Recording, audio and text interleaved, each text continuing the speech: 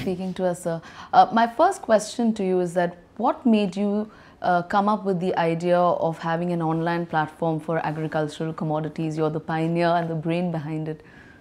When this idea came in, I was actually heading NCDEX, the derivatives exchange, and NCDEX predominantly is an agri derivatives exchange.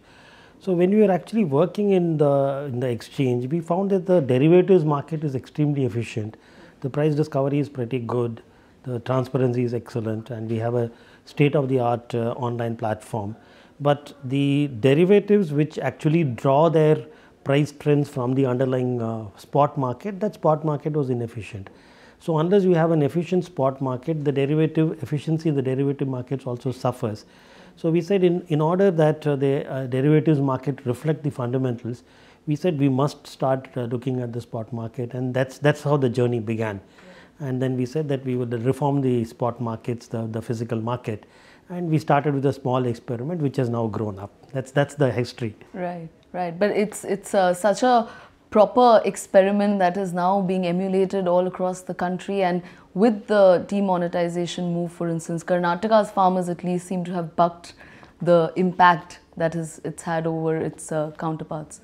Yes, I'm very glad that Government of India picked up the trend, and we actually started this experiment in 2011, and in 2013 SPB was formed in Karnataka.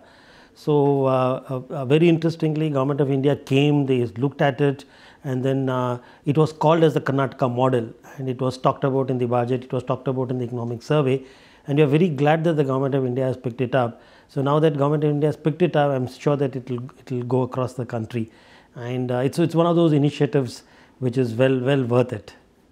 So what lessons should the ENAM, for instance, take from this Karnataka model, which you think they should definitely focus on and get right? Yeah, so the first point is now that Government of India has looked at it, it becomes advantageous for us to really work in the sector. So that's the first takeaway.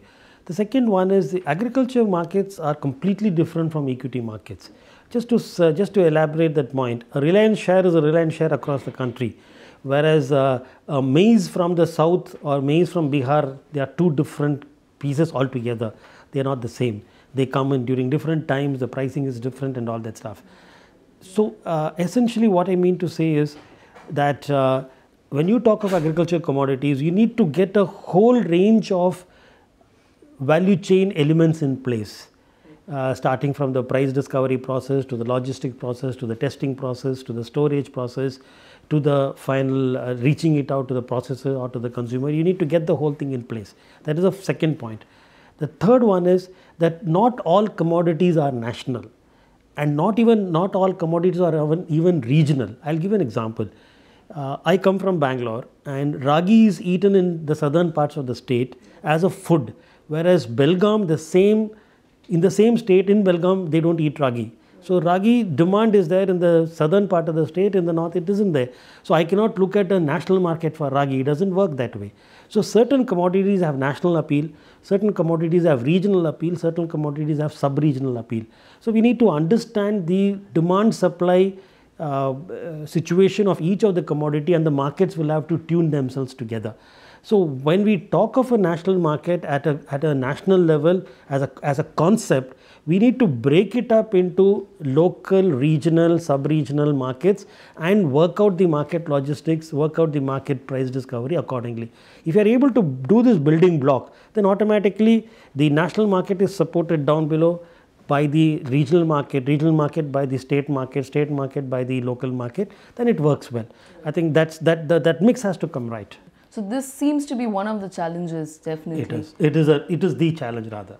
Right. Anything else that comes to mind? And if this is the challenge, then what is the solution? I mean, how do we go forward with this? Basically, we need to recognize that commodities have a local flavor, make the local market efficient, build the next tier of the market above the local market, make it efficient, build the third tier and then the national tier.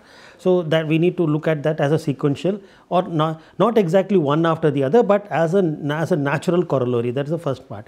The second one is tying all this together financially. Money is a universal thing, tying all this together financially and then making finance as an inherent part of the market process. Today, finance is a completely different domain altogether. It's not a part of the market process. Tying finance together inherently as a part of the market process, the requirement of finance starting from the time the harvest happens till the time the goods get sold at all levels in the value chain, making that important, number two. And number three, building a good quality assaying mechanism across the value chain so that people sitting elsewhere can actually look at the quality parameters and bid. So that is the third important part. And last but not the least, get your act together in terms of the physical logistics, moving the commodity, and of course the taxation regime. I think GST will certainly help on this. So lots of bricks have to be put in place. So that's the challenge. Definitely. Coming to the Rashtriya E-Market Services, you all in the last 2.5 years, you all have done transactions worth 34,000 crores, I understand. That's right. Would you share a forward outlook with us? See, basically the E-Market Service, REMS, has its focus in Karnataka, though we are open to go to other states as such, and we are partially working in Andhra as well. But it's focused in Karnataka, number one. My guess is the Karnataka agri production is somewhere in the region of around 50 to 60,000 crores, not including livestock. So we are somewhere around 35,000 crores. Essentially means we are 50%. We have covered the market.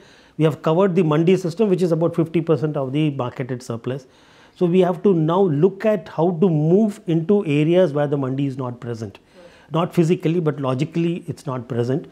So we are now looking at how to extend the reach of the mandi so that the farmer need not travel to the mandi. The farmer can get the advantage of a mandi price discovery process at his village. So that is what we are looking at. We are trying to put some elements into place. That's our outlook for the next couple of years. That is one. Secondly, how do we tie up finance? We have not been able to work much on that. So that is going to be a challenge for us.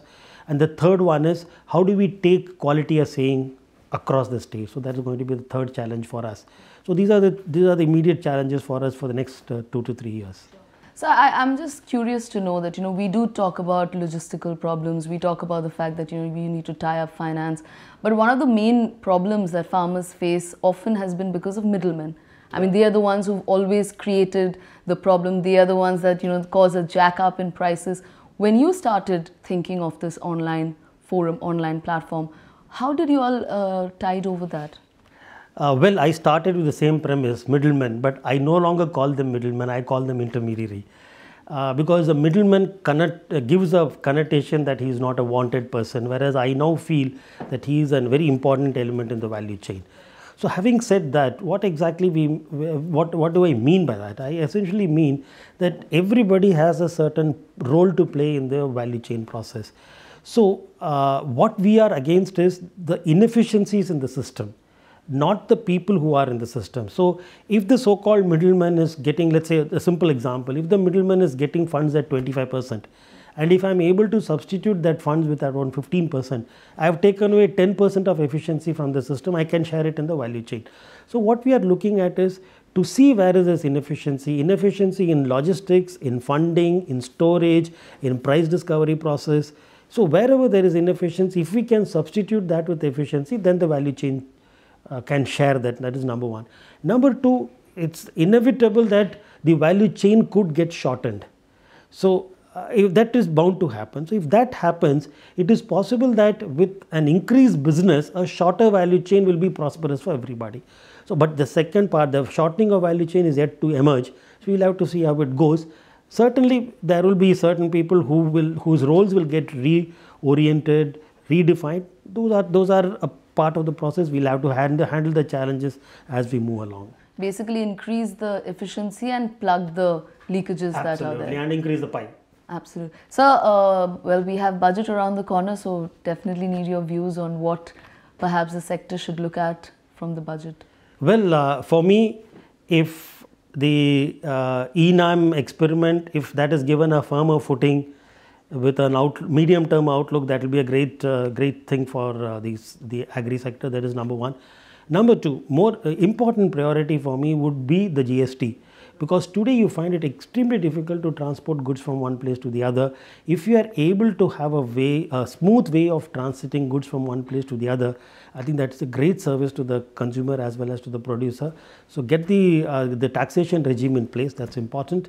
And the third one is, along with the taxation regime, make the physical flow of goods easy. I mean, the check post system and all those requirements, make the physical flow of goods easy. And of course, along with GST, rationalization of taxes. I hope they address this issue of cascading of taxes. They should not stop at the level of national level or state level. Down below the state also there are various levies. If we can look at all those levies and then rationalize them, that will be a great step forward. So that's my expectation. Sure. Thank you so much for Thank speaking you. to us, sir. My pleasure. Pleasure. Thank you.